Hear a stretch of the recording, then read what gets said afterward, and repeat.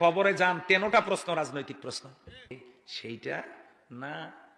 কবরের প্রথম প্রশ্ন মান রব্বুকা, অর্থ হলো তুমি আইন মেনেছো কার, সার্বভৌমত্ব মেনেছো কার। নামাজ রোজার প্রশ্ন না, প্রথম প্রশ্ন রাজনৈতিক প্রশ্ন, মান রব্বুকা, তুমি সার্বভৌমত্ব আইন মেনেছো কার। 2 নম্বরের প্রশ্ন আমার দিনুকা, এখানেও নামাজ রোজা হজ যাকাতের প্রশ্ন না, আমার দিনুকা, তুমি কোন দলের লোক, কোন দলের লোক।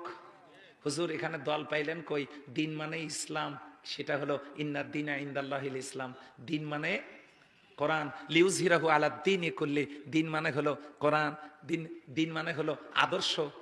ইন্নী আখাফু আন ইউবাদদিলা দীনাকুম, দিন মানে কমপ্লিট জীবন ব্যবস্থা। আল ইয়াউমা আকমালতু লাকুম দীনাকুম ওয়া আতমামতু আলাইকুম নি'মাতি ওয়া রাদিতু লাকুমুল ইসলাম দীনান। কয়টা দলিল দেব আপনাদেরকে? দিন মানে আন্দোলন, দিন মানে সংগঠন, দিন মানে মালিক ইয়াউমিদ্দিন, দিন মানে কিয়ামত। তাহলে আমার দিনুকা, তুমি কোন দলের লোক। এটাও রাজনৈতিক প্রশ্ন, নামাজ রোজার প্রশ্ন নয়। 3 নম্বরের প্রশ্ন আমার নবিউকা, নাবা, নাবা মানে ব্রেকিং নিউজ, নাবা মানে সংবাদ শিরোনাম, নাবা মানে হেডলাইন্স।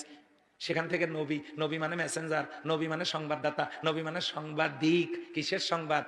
নিউজ। এনতে নর্থ, ইতে ইস্ট, একটা হলো উত্তর, একটা পূর্ব, ডাব্লুতে ওয়েস্ট পশ্চিম, আর এসতে হলো সাউথ, তার মানে দক্ষিণ। পূর্ব পশ্চিম উত্তর দক্ষিণ মিলে ইন দ্য আর্থ, গোটা পৃথিবী।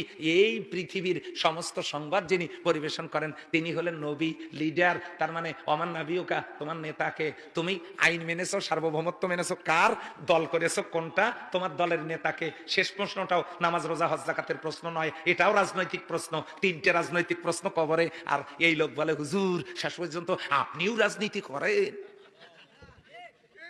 আপনিও রাজনীতি করেন। কবরে যান 13টা প্রশ্ন রাজনৈতিক প্রশ্ন। তাহলে আল্লাহর জমিনে আল্লাহর আইন নাই, আপনি আইন মানতেছেন কার? কবরে গিয়ে কি প্রশ্নের জবাব দিবেন? সেই জন্য ইকামাতুল কোরআন, ইকামাতুল কোরআন আন আকিমুদ্দিন ওয়ালাউ কানা তাতাফাররাকু ফি, তোমরা দিন কায়েম করো, মতপার্থক্য সৃষ্টি করো না।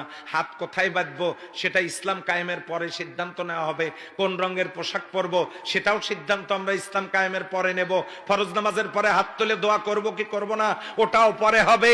এরপরে আমিন জোরে বলবো না আস্তে বলবো সে সিদ্ধান্ত পরে নেব। দল্লিন বলবো না জল্লিন বলবো সে সিদ্ধান্ত পরে নেব। তারাবি 8 রাকাত পড়বো না 20 রাকাত পড়বো সেও সিদ্ধান্ত আমরা পরে নিতে পারবো। কিন্তু সমাজের সুদ ঘুষ দুর্নীতি অশ্লীলতা বেহায়াপনা চুরি ডাকাতি ধর্ষণ জেনা ব্যভিচারী কবিরা গুনাহ মানুষ খুন এই সকল পাপ বন্ধের জন্য কোরআনের আইনটা তো আগে সবাই মিলে কায়েম করার দরকার আছে না নাই?